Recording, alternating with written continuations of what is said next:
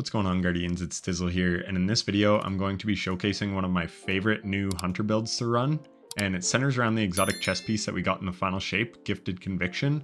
But before we get into that, I just want to say this was probably the hardest build video I've ever made because Bungie's spaghetti code isn't really working, so there's some armor mods that don't work with this build. There's just a lot going on and a lot of different ways you can go, which is one thing that I absolutely love about Prismatic is basically you can tailor your build to fit whatever content you're running. But the problem with it is when it comes to making build videos, how do you cover all that and not just jabber on about every which way you can go with a build for like half an hour? Because I could do that, but I'm gonna try to keep it as succinct as I can and yeah, just give you the basics of this build. But that being said, there is still a lot going on with it and a lot of synergies, and when we get to the armor mods, I'll talk about like what really isn't working. But yeah, bear with me here because I have re-recorded this video countless times. I've been running this build for like over a month and I've wanted to make a build breakdown on it. It's just kind of been all over the place. So again, I was waiting for things to get patched and I was waiting for this and waiting for that. But yeah, finally, I'm going to bring it to you, but I just wanted to make that disclaimer. So it centers around the exotic chess piece, like I said, Gifted Conviction. The Gift of Certainty is the armor perk. Activating Ascension or Tempest Strike throws bouncing explosives at nearby targets that jolt and damage them. Jolting nearby targets grants you damage resistance. So unfortunately, the Destiny Data Compendium does not have solid info on what these damage resistances are, but for the sake of the video, I'm just going to assume it's 5% per stack. If it's more, then great, but this can go up to resist times 4, which using my math would be 20% damage resistance, but it may be even more. But I did just plug in some numbers for hypothetical sake, as we'll get to in a minute when we talk about stacking damage resistance. But yeah, basically it centers around the new arc aspect, Ascension. While airborne, consume your class ability energy to summon your arc staff, propelling yourself upward and creating a burst of energy around you that amplifies allies and jolts targets. So basically you can get amplified on demand with Ascension and it jolts everything around you. And the reason amplified on demand is very strong is because we have this artifact perk this season, Galvanic Armor. While you have an Arc or Prismatic subclass equipped, incoming damage from combatants is reduced while amplified. So that's a 30% damage reduction, which is the same as 100 resilience. You can see it says tier 10, 30%. The reason I don't have tier 10 right now is because I'm going to swap out a fragment when I get to the fragment section. But basically, yeah, you're getting 30% DR on demand every time you dodge, and you're jolting everything around you. And the exotic perk is giving you resist times 1 to times 4, depending on how many enemies you jolted. And speaking of jolting, if you're close enough and you hit something with Volt Shot and apply Jolt to it, that will also activate the resist from the exotic chess piece. So it's very, very strong. So I highly recommend a Volt Shot weapon for this build, but you do have to be within like 10 or 15 meters. Otherwise, it won't give you the resistance. Because yeah, you want to be close to the enemies when you're like using your Ascension so that you can jolt everything. This is a very aggro build and that's why I love it. I used it in this was like 4 weeks ago now, but I used it in the Master challenge for the first encounter, and it was doing absolutely amazing. So basically, like I said, this build is all about like stacking damage resistance. And then there's two other aspects you can run. Well, you can run whatever you like, but Gunpowder Gamble is really nice because the Ascension jolting bombs from Gifted Conviction can actually count as ability kills, which will give you your Gunpowder Gamble, and then you can obviously take out a ton of enemies with Gunpowder Gamble, and we just recently got Solar Fulmination on the artifact, so your ignitions do increased damage in an increased radius. And then if you are running Gunpowder Gamble, then in my 6th slot for the fragments, I have Facet of Ruin, increases the size and damage of the burst when you shatter a stasis crystal or frozen target, and increases the area of effect of solar ignitions. Plus it gives us plus 10 mobility, and we want 100 mobility with this build because we want to be casting our Ascension as often as possible. But the other way you can go is Stylus Executioner, so then you wouldn't need Facet of Ruin anymore, but when you jolt everything, this will make you invisible. So I actually used this setup in the Fallen Saber Nightfall this week, and it worked really, really good because, again, if you kill any elemental debuffed enemy, you will go invis. So even though we have all this damage resistance in something like a GM, invis is very, very strong. So being able to get it on demand is very nice. So in a bit lower end content, I would recommend Gunpowder Gamble, but if survivability is crucial, then Stylus Executioner. So then that's our aspects. For supers, I quite like Silk Strike or Silence and Squall because these will help fill up your Darkness Transcendence, and we get Light Transcendence very easily because we're jolting everything, and I usually use a Volt Shot weapon like my Indebted Kindness, or I'll run Ergo Sum with Arc Conductor. Again, this is what I used in the Nightfall this week because it's against the Fallen and there's so much arc damage that they shoot at you. And this gives you 50% damage resistance to arc damage. And we're already getting a ton of damage resistance from, like I said, Gifted Conviction, 100 Rezel, all those things. Then if you wanted even more damage resistance, this is the one that I put in here, which we'll get to some hypothetical damage resist values. But Facet of Purpose, picking up an Orb of Power grants either Amplified, Resto, Frost Armor, Woven Mail, or Overshield based on the damage type of your equipped super. So if you're running Tether, you can get a Void Overshield, which is an additional 50% DR. You've got Woven Mail, which off the top of my head, I believe is 45% damage resistance. Or you can get Frost Armor if you were running Silence and Squall, which stacks up to 22.5%. So yeah, this can give you even more damage resistance, but the one I like to run is actually Facet of Awakening, and that is literally just as a stat stick. So you can see that gives us plus 10 resilience, which brings me up to 100 resilience and 100 mobility. So that's what I like to run on this build. Rapidly defeating targets with light or darkness damage or super final blows generates an elemental pickup of the matching damage type. So again, I don't really care what it's doing for us. I care that it's giving me plus 10 resilience so that I can have good stats. For the melee, I really like Withering Blade. Again, I like darkness abilities here to fill our darkness transcendence because I'm usually using lots of light weapons. So Withering Blade is super good. It can slow and freeze, which can deal with Overload champions and Unstoppable champions. And then Duskfield grenades are also really nice in things like Grandmasters, again for the same reason. But in general play, I always run Grapple because I just love Grapple and it's still darkness. And yeah, you can grapple into enemies, do an ascension, like it's just really, really good. So those are my recommendations. And then we also have Facet of Dawn. Powered melee hits against targets make you radiant. Powered melee final blows make you and nearby allies radiant. So this will give us Radiant, which allows us to deal with anti-barrier, or barrier champions, I should say. It gives us anti-barrier rounds for 5 seconds. So yeah, I really like Facet of Dawn, but you don't have to run that if you don't want. And then Facet of Protection, this one is a must. While surrounded by combatants, you are more resistant to incoming damage. While Transcendent, the effect is increased. So I've heard the effect isn't actually increased. What's happening is while you're Transcendent, you get 20% damage reduction. And then that stacks with Facet of Protection, which is a 15% damage reduction. So they're just stacking. It's not really a bonus. From what the Destiny Data Compendium says. I don't really know how to test DR in game. So again, that's a reason I really struggled with making this build because I like to give accurate information. And we don't know the resist values of Gifted Conviction because it's not in the Destiny Data Compendium yet. But just know that you're a walking tank with this build. Like I said, I took it through the Master Raid and I was having no problem staying alive. This is a very aggressive build, but with all that damage resistance, it's easy to stay alive, and especially if you're running Stylus Executioner. So then I also like Facet of Balance. Rapidly defeating targets with light damage grants melee energy. Rapidly defeating targets with darkness damage grants grenade energy. So this just helps reduce my cooldowns on my, I guess, melee and grenade. I was going to say Grapple and Withering Blade, but it's whatever you want to run. And then Facet of Hope. So this was another reason I was waiting on making this build, because Facet of Hope was actually not working with Amplified. It says, while you have an elemental buff, your class ability regenerates more quickly. So that's light buffs include Amplified, Cure, all those, and then darkness buffs. But what was happening was Amplified wouldn't work with it. and we get amplified basically on demand. But they did fix this. I did go and test before and afters, and it is fixed.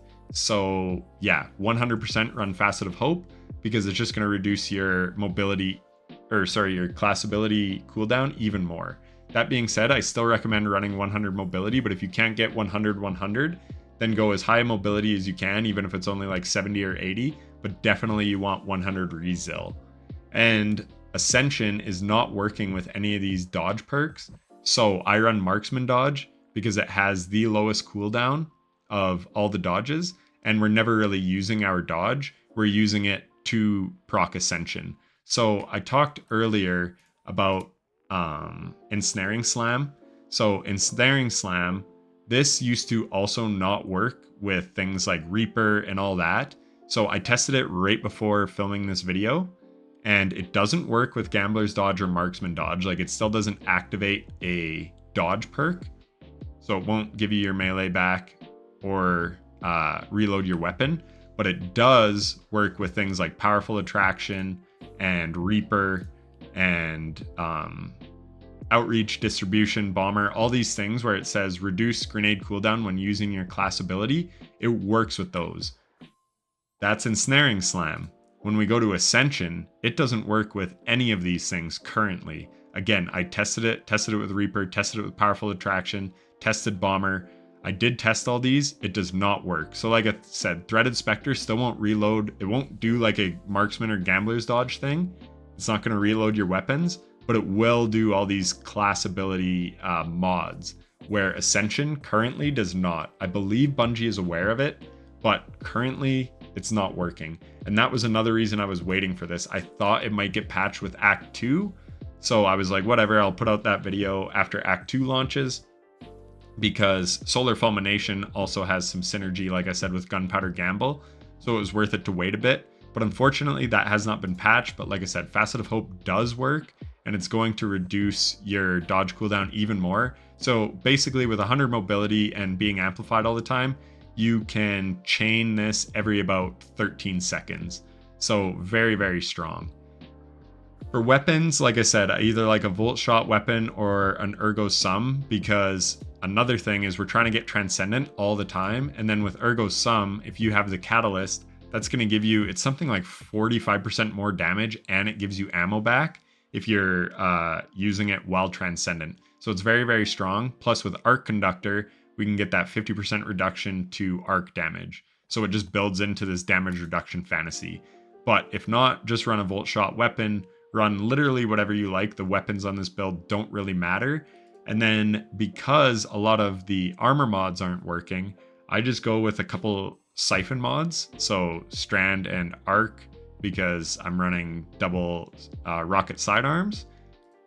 And then on the gloves, this is probably overkill, because like I said, with Facet of Hope now working, it reduces our class ability a lot. But you could run Focusing Strike and Bolstering Detonation, which both grant class ability energy, one for dealing damage with a grenade and one for dealing damage with a melee. And then I have Font of Vigor just to reduce my melee cooldown when I pick up an Orb of Power. So it takes me from tier 3 to tier 6 strength while I have armor charge. On the chest piece, it's just whatever damage resistance is relevant to the activity you're running. And then on the boots, Absolution reduces all ability cooldowns each time you pick up an Orb of Power. Invigoration reduces your melee cooldown each time you pick up an Orb of Power. You could go Innervation as well if you wanted, reduces grenade cooldown each time you pick up an Orb of Power. But Recuperation is really nice, as it replenishes health each time you pick up an orb. So yes, this build has a ton of damage resistance, but as you can see, I only have 26 recovery, so it takes a long time for me to get my health back. But this is just going to give me a chunk of health every time I pick up an orb. If you wanted more survivability, you could go Better Already, which will start health regen, but if you take damage while like your health is regenning, it will interrupt that. That's why I prefer Recuperation, because it's just a chunk of health back. And then on the class item, like I said, none of these are working with Ascension right now. So basically your class item is free to use whatever you want. So I probably should have a resist mod here, because that's tier 4, because really none of these are working. So yeah, I don't know, run whatever you like. Maybe I could throw on proximity ward. That would probably be smart. But like I said, nothing is working right now. If this stuff does start working in the future and it works with other things, because you're always surrounded, this says reduces super cooldown. This is Dynamo. Reduces super cooldown when using your class ability near targets. You're constantly using your class ability near targets, but you're using Ascension, which doesn't work with any class ability mods. So in the future, I would definitely run one Dynamo for sure, because you're going to be proccing that literally every like 13 seconds. So it's going to put your super, like it's going to bring your super cooldown a ton. So yeah, I definitely would like Dynamo, but again, it's not working right now. That is why I struggled so hard to make this build, because I want to give mod recommendations, but right now a lot of mods just aren't working. So hopefully Bungie gets that fixed. And then, like I said, just kind of run whatever you like. I had Blade Stamina just because I was using Ergo Sum, but you could run, definitely run Radiant Orbs and Galvanic Armor. And then I like Shield Crush and Transference. So this one, while amplified, your grenade recharges faster. You're always amplified, so this is like always working for you. And then Transference, gain increased grenade and melee damage while Transcendent, weapon final blows while Transcendent, refund light and dark energy after Transcendence ends. So again, I'm like going in with my Ergo Sum when I'm Transcendent, so that's really working for me. So again, it's really up to your weapon selection. Like I've got Creeping Chill on, but I don't even have a stasis weapon. I should have Threaded Blast, but yeah, like I said, it really depends on what you're running. But the big one you need to run on the artifact is Galvanic Armor. And like I said, Solar Fulmination is what I should swap out because I'm running Gunpowder Gamble. Anyways, that's it for the video. Sorry if it was a bit rambly. Like I said, this one, you don't even know how many times I've attempted to make this video, and I couldn't find like a cohesive way to explain the build because there's just so many things going on with it that don't work or that we don't know about. But if you were curious, here's some like theoretical damage numbers. Again, this is if Gifted Conviction at ×4 was only a 20% damage resist. You've got 30% from 100 resilience, that's always up, 30% from Galvanic Armor, 15% from Facet of Protection, I believe it's called.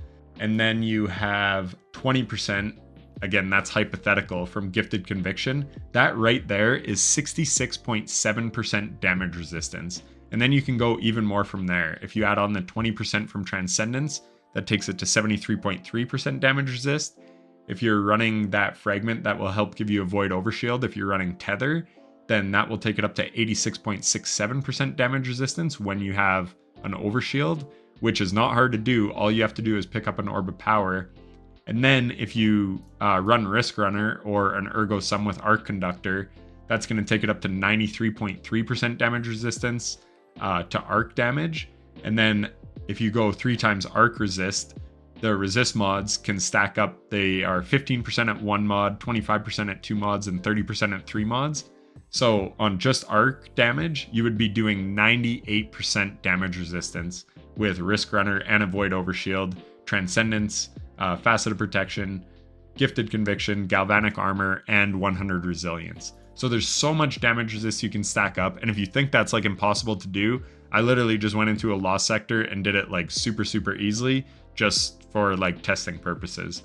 Like it was quite easy to do. I didn't pop Transcendence, so I didn't have that 20% from that, but I had all the other ones for the arc resist. And yeah, very easy to do. So yeah, pretty much when you're running this build, you always have 100 resilience, you always have Galvanic Armor, and you mostly have Facet of Protection and Gifted Conviction because you're always using your Ascension around enemies. So you're pretty much walking around with a 67% damage resistance all the time. So yeah, as long as you're surrounded by ads for Facet of Protection. Anyways, like I said, I know this video got a little rambly, but I did want to include some of those damage resist numbers. And again, that could be more if Gifted Conviction resist ×4 is actually more than 20%. I was just doing 20% as an example to show the math. Anyways, that is it for the video. If you're still watching, then thanks so much. Sorry I rambled so much. There'll be a Mobalytics link in the description. There'll also be a link to donate to the Bungie Foundation still. My buddy TJ has set up a donation link, so that's down there. I have a Discord now if you want to join that. And yeah, like I said, if you're still watching, thanks so much for watching to the end. It means a lot. Like and subscribe if you're not subscribed already. And yeah, take care.